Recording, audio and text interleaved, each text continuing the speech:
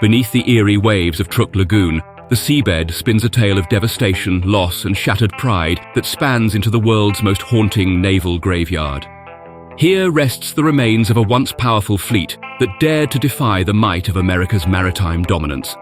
February 17, 1944, a date that would seal the fate of over 60 Japanese vessels. Operation Hailstone was unleashed, aiming to obliterate Japanese naval prowess in the Pacific, once and for all. As engines roared and propellers churned, the sky above Truk Lagoon grew thick with American aircraft, evoking chilling memories of December 7, 1941. But this time, the tables had turned. A fleet of dozens of American warplanes descended from their carriers, catching the Japanese off guard. Explosions lit up the horizon, metal and fire stormed from above, and vessel after vessel was consumed by the inferno. The Japanese defenses, overwhelmed and outmatched, scrambled, some in defiance, others in desperate retreat. But for US Admiral Raymond Spruance, a retreat wasn't an option for the enemy. With the majestic battleships Iowa and New Jersey at his command, he steamed to hunt down every last ship, hungry for a face-to-face naval confrontation. For Spruance, it was America's chance to exact vengeance, and he would see it through, regardless of the toll. As tensions between Japan and the US escalated prior to World War II, the Japanese Imperial Navy saw the potential of the seclusion of Truk Lagoon. In the South Pacific, about 1,000 miles northeast of New Guinea and 3,300 miles southwest of Hawaii, Japan envisioned it as a remote stronghold. It would serve as an unsinkable aircraft carrier from which they could project their power across the vast waters and the myriad islands scattered in the Pacific. With strategic intent, they fortified the islands surrounding the lagoon with airstrips, seaplane bases, and a network of coastal guns and artillery positions. In the heart of the lagoon, the sheltered waters provided a natural harbor capable of hosting a vast fleet, while the ring of outer islands could be fortified to create a significant defensive perimeter. A significant part of the Japanese fleet soon lay anchored there, with a force of 40,000 men at the ready. As early as 1939, following their conquest of China, the Japanese eventually transformed Truk to become the base of operations for the Imperial Navy's Fourth Fleet, also known as the South Seas Force. The landscape changed even more dramatically after the capture of the Philippines. The Fourth Fleet was seamlessly integrated into the larger combined fleet. The region became a hub of aerial might, with the construction of up to 5 state-of-the-art airfields, preparing a vast number of aircraft for imminent battles. From 1941 to 1942, Truk became even more significant. The Imperial Navy strategically positioned its carriers and battleships here, utilizing the lagoon as a launch pad for offensive maneuvers against the US and its allies. Its prime location enabled the Japanese to quickly respond to Allied operations from New Guinea to the Solomon and Gilbert Islands, the Marshalls, Wake Island, and even the distant Marianas. Admiral Isoroku Yamamoto, the commander of Japan's combined fleet, chose this very place to set up his headquarters aboard the world's most formidable warship, the giant battleship Yamato. As the US began its island-hopping campaign across the Pacific, it became apparent that neutralizing Truk Lagoon was essential for breaking the outer defensive ring of the Japanese Empire, thus making the lagoon a focal point in the larger strategy to bring the war closer to the Japanese homeland. The issue was breaking the impenetrable Japanese fortress, known by US and British forces as the Gibraltar of the Pacific, for its unbreakable defenses. For years, still reeling from the toll of the attack of Pearl Harbor, the US did not have the military power to devastate the Japanese fortress, but little by little and island by island, the tides of war were turning. By late 1943, after almost 2 years of war in the Pacific, the sustainability of Truk Lagoon as a primary Japanese stronghold began to fray under the combined pressures of escalating warfare, dwindling resources, and the relentless advance of the Allies across the Pacific. The threads of supply lines that once nourished this bastion started to snap under the weight of a multi-front war, stretching Japan's military and material resources thin. One of the pivotal moments was the loss of control of the Solomon Islands, which severed a crucial artery of supplies and reinforcements to Truk Lagoon. The relentless US island-hopping campaign was systematically isolating and neutralizing Japanese strongholds, cutting them off from the lifelines of support that were essential for their sustenance and operational effectiveness. Furthermore, the increasingly effective submarine warfare waged by the Allies was making the waters around Truk Lagoon treacherous for Japanese supply ships. The silent hunters of the deep were picking off vessels, strangling the flow of essential goods, ammunition and reinforcements destined for the area. The war of attrition was taking its toll. The resources to maintain, resupply and defend distant outposts like Truk Lagoon were being drained in a vortex of escalating conflict across multiple fronts. Japan was feeling the pinch of a protracted war, and its ability to project power and sustain remote garrisons was being eroded. Ominously, the aerial reconnaissance and sporadic bombing raids by the Allies were not only causing material damage, but also painting a grim picture of what lay ahead. The skies over Truk Lagoon were no longer safe, and the sense of impending doom started to haunt the island. In response, Japan tried to cling to its territory even when sustainability was becoming more challenging by the day. The island's anti-aircraft defenses and coastal batteries were strengthened with ground reinforcements built by the Army's 52nd Division between November 1943 and January 1944. These additions included more machine gun emplacements, bomb-resistant tunnels, and air raid shelters. Further measures were taken to protect the facilities that stored 80,000 tons of fuel, divided between a 10,000-ton underground tank and two 35,000-ton surface steel tanks. The facilities included a 3,345-foot bomber airstrip, a submarine base, a 2,500-ton floating dry dock, an aviation repair station, several radars, a torpedo boat base, and the 5 airstrips previously constructed. Dozens of anti-aircraft guns and dual-purpose guns were also part of their defensive system, including machine gun emplacements and an array of other artillery systems. The upgrades would be finished in February of 1944, but they were merely a mask to hide the diminishing operational viability of the islands. US military planners, meticulously reading the shifting sands of the Pacific warfare, recognized the evolving vulnerability of Truk Lagoon. The decline in sustainability signaled a window of opportunity, a crack in the armor that could be exploited. The decision to attack Truk Lagoon wasn't made lightly nor delayed without cause. The American military brass knew of Truk Lagoon's significance, but also understood the hornet's nest they'd be stirring. Accurate intelligence was a critical factor.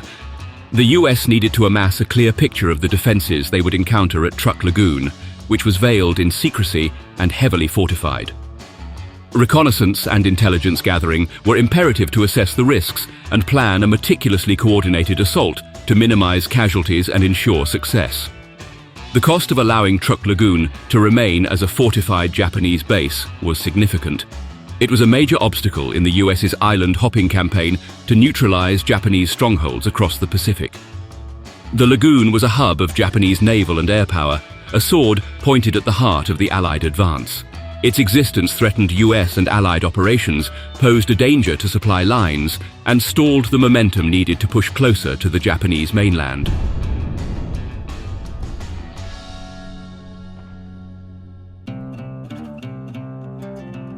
The strategic blueprint for Operation Hailstone was drawn under the overarching command of Admiral Chester W. Nimitz, the Commander-in-Chief of the Pacific Fleet.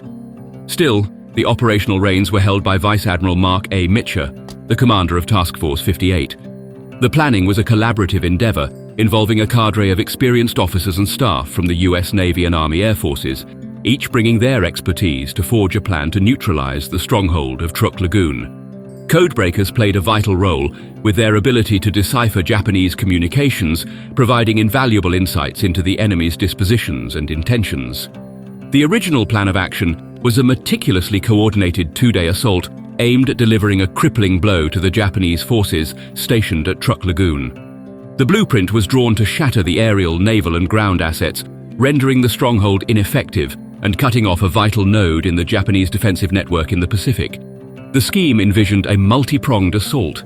Carrier-based aircraft were to be the spearhead, launching relentless waves of airstrikes to neutralize airfields, destroy aircraft and sink ships anchored in the lagoon. Concurrently, surface ships and submarines were tasked with forming a blockade to trap Japanese vessels and unleash a barrage of artillery and torpedoes to sink them if they tried to flee from the onslaught. The coordinated assault was designed to overwhelm the defenses, sow chaos, and dismantle the military infrastructure that underpinned the stronghold. Still, the Japanese were not entirely unaware of what was coming. As two Marine Corps B-24 Liberator bombers pierced the skies over Truk Lagoon, the Japanese immediately sensed an imminent enemy assault. Yet, what the Japanese High Command hadn't foreseen was the sheer ferocity of the impending American onslaught. The Americans were orchestrating a trifecta of operations, targeting the Marshalls, New Guinea, and the Solomon Islands. This was an ambitious move that caught the Japanese off guard. In a bid to stave off the marine assault, the Japanese Navy dispersed its forces across several islands. While this move may have seemed strategic initially, it inadvertently weakened their combined combat might.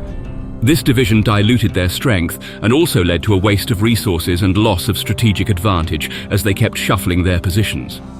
Unbeknownst to them, another threat lurked beneath the waves. US Navy submarines, silent and deadly, prowled the waters around Truk, lying in wait for Japanese supply carriers, ready to strike. Recognizing the impending doom, Admiral Minachi Koga, at the helm of the Japanese combined fleet, made a decisive call. He ordered an immediate evacuation, urging his forces to salvage as many supplies as possible from the island. It was a retreat, signaling the end of an era.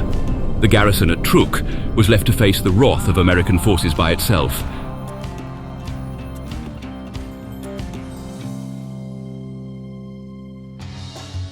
After US forces gathered data from their two Liberator bombers, Task Forces 50 and 58 departed for Truk. They were commanded by Vice Admiral Raymond A. Spruance and Rear Admiral Mitcher. According to US Navy historical records, the American force consisted of, quote, 4 new Essex-class carriers, Yorktown, Essex Intrepid and Bunker Hill, plus Enterprise and 4 light carriers, Belleau Wood, Cabot, Monterey and Cowpens, along with more than 500 aircraft.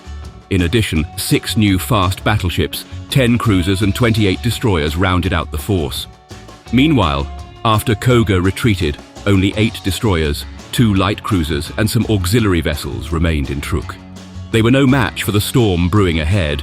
At dawn on February 17, 1944, the tranquil waters of Truk Lagoon were churned by the fury of Operation Hailstone. The opening act of this orchestrated assault was the roar of engines as waves of aircraft launched from the deck of the American aircraft carrier Essex for the first raid of Operation Hailstone. These planes were loaded with 501,000-pound armor-piercing bombs. An earlier sweep had been conducted by 11 Hellcats half an hour before, making the job of the bombers easier. At 7 a.m., a bomb with a delayed fuse was dropped on the Nippo Maru, sinking it immediately. This marked the beginning of the devastation to follow. The skies swarmed with fighters, bombers and torpedo planes, each squadron meticulously timed and directed to swoop down on designated targets. They descended upon the lagoon with a ferocity aimed at shattering the calm morning into chaos. For 2 weeks, the Japanese had remained vigilant, yet when the moment came, they were unprepared. Their radars, designed for high-altitude detection, missed the low-flying American aircraft. To compound matters, some of their key pilots were absent, enjoying a short leave. The synchrony of the attacking forces was a ballet of destruction. The coordination between the aerial squadrons, the surface ships and the submarines demonstrated precision and timing. Planes from the decks of the Essex-class aircraft carriers Bunker Hill, Yorktown, Essex and Intrepid were joined by squadrons from the Independence-class light carriers Cowpens, Belleau Wood, Monterey and Cabot, swarming the skies over Truk. Taking the Japanese by surprise was crucial, and the meticulous planning paid off. The initial waves of airstrikes targeted the airfields, seeking to neutralize the Japanese aerial assets before they could take to the skies. In a desperate scramble to respond, about 45 Japanese fighters managed to take flight amid the falling bombs and savage detonations. They were soon joined by another 45, but the American assault was relentless. The Japanese planes struggled to form any cohesive defense strategy. The result was devastating. Approximately 30 Japanese aircraft were obliterated mid-air, and strafing runs left another 40 incapacitated on the ground. In contrast, the island felt the fury of 18 American Avengers. They rained down fragmentation and incendiary bombs, wreaking havoc on the Japanese troops below. The surrounding waters witnessed a similar fate as US submarines targeted and decimated several anchored merchant vessels. The Japanese response to the initial onslaught was a scramble to retaliate amidst the storm that had descended upon them. Anti-aircraft guns barked into the skies, desperate to claw down the birds that were raining destruction. Ships anchored in the lagoon attempted to maneuver, their guns joining the defiance that echoed across the waters. However, the surprise had tilted the scales. The rapidity and ferocity of the assault had sown confusion and disrupted the rhythm of retaliation.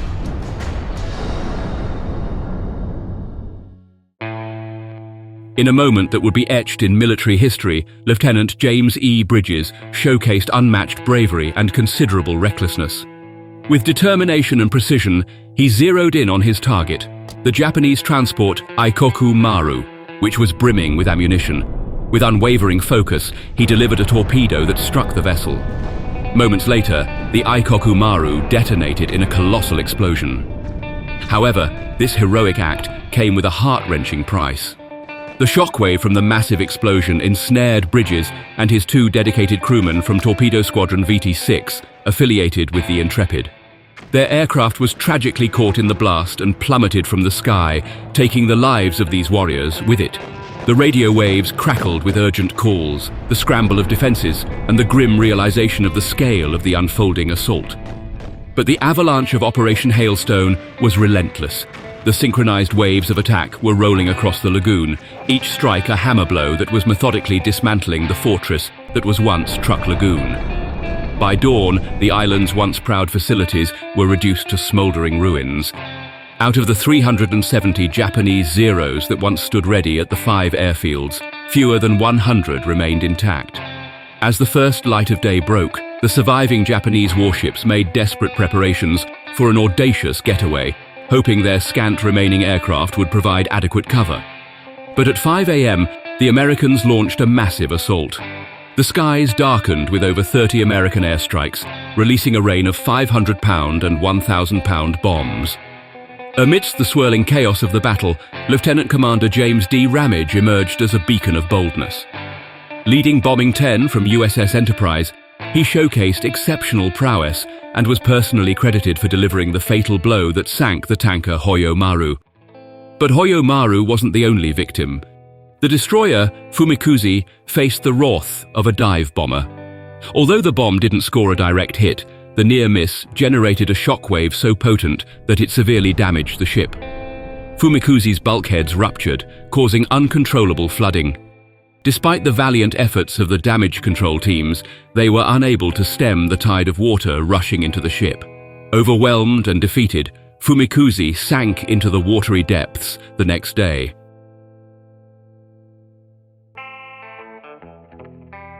Admiral Spruance was furious when he received intelligence about the contingent of Japanese warships attempting an escape through North Pass. So eager was he to engage in direct ship-to-ship combat that Admiral Mitcher, his carrier commander, was instructed to halt all attacks on the vessel Katori and her entourage. Taking tactical command of Task Group 50.9, which comprised 4 destroyers, the heavy cruisers Minneapolis and New Orleans, and the state-of-the-art battleships Iowa and New Jersey, Spruance personally spearheaded a naval assault against the beleaguered Japanese ships. It was a mismatch from the start. The Japanese ships, already weary from previous encounters, were no match for Task Group 50.9. Some of Spruance's staff considered his decision to go head-to-head in a surface battle as overly audacious, especially when aircraft could have potentially delivered the same devastating results. In a close call, the Japanese destroyer Mikaze managed to release torpedoes aimed at the battleship New Jersey. However, luck was on Spruance's side as the torpedoes went astray, saving him from what would have been a humiliating turn of events caused by his own hubris. The confrontation culminated in a decisive US victory, with Iowa and New Jersey having the rare opportunity to deploy their primary armament against enemy vessels. In the heat of the battle, New Jersey's potent 5-inch guns joined forces with the US cruisers to obliterate Mikaze and Shonan Maru. Meanwhile, Iowa, with its 9 16-inch guns, set its sights on Katori, sending it to the bottom of the sea after a barrage of hits. Among the Japanese fleet, only Nowaki lived to tell the tale, enduring minimal damage from Iowa's close straddle. However, retribution from the Japanese was swift and came under the cloak of night. Between 9 p.m. on February 17th and just past midnight on February 18th, several groups of Japanese bombers, each comprising 1 to 3 planes, relentlessly tried to breach the task group's defenses. One such aircraft, a Nakajima B-5N2 Kate bomber, slipped through the protective veil of night fighters surrounding the US task force. It launched its torpedo at Task Group 58.2, which found its mark on Intrepid's starboard quarter. This assault compromised the ship's steering control and tragically took the lives of 11 sailors. With significant damage, Intrepid was compelled to withdraw to US shores for repairs and wouldn't rejoin the fight until August 1944. The echoes of Operation Hailstone reverberated throughout the Pacific, marking a pivotal shift in the tide of war. Truk Lagoon, once a bastion of Japanese naval prowess, was laid to waste, epitomizing the resurgence of American dominance. For many, the assault seemed to offer a semblance of retribution for the unprovoked ambush at Pearl Harbor 3 years prior. This sentiment was heightened by the moniker that Truk Lagoon had earned among the Allies, the Japanese Pearl Harbor. In this monumental operation, the US task groups launched over 550 combat aircraft. Over a span of 2 days, they obliterated 250 Japanese aircraft, 2 light cruisers, 4 destroyers, 2 submarine tenders, 3 patrol planes, 32 merchant vessels and more, claiming the lives of approximately 4,500 Japanese personnel. In contrast, the US Navy's casualties amounted to 25 planes, with 1 carrier and 1 battleship damaged and 40 souls lost. The Japanese naval capabilities took a staggering blow, losing over 17,000 tons of stored fuel, with merchant ship losses amassing over 200,000 tons. For the Allies, it was a morale-lifting triumph. Conversely, the Japanese morale plummeted, besieged with apprehension and uncertainty. The crippling of Truk Lagoon severed pivotal Japanese supply chains and communication routes, leaving their dispersed forces in the Pacific more vulnerable. But beyond the immediate ramifications, Operation Hailstone imparted invaluable combat wisdom to the US forces. The insights from synchronized assaults, air combat, and naval sieges were dissected and integrated into the tactical playbook for forthcoming Pacific campaigns. Truk Lagoon's significance waned after the onslaught, allowing the US to sidestep it, shifting their crosshairs to more pressing targets as they advanced across the Pacific. In time, the lagoon morphed into one of the world's largest underwater ship graveyards. In 1969, French explorer Jacques Cousteau delved into the lagoon, unearthing the remnants of numerous sunken Japanese vessels. Many ships lay close-knit, eerily intact, sheltering the skeletal remains of their one-time Japanese crew. This somber discovery moved the Japanese government to accord these lost souls a dignified burial. Today, the once tempestuous waters of Truk Lagoon have found a new identity. No longer a war stage, it stands as a sacred diving site. The sunken remnants have blossomed into thriving marine ecosystems, embodying a powerful convergence of nature's beauty and historical tragedy. Divers and history aficionados, drawn by the lagoon's spectral allure, embark on a journey to pay their respects and unlock the stories hidden beneath the waves.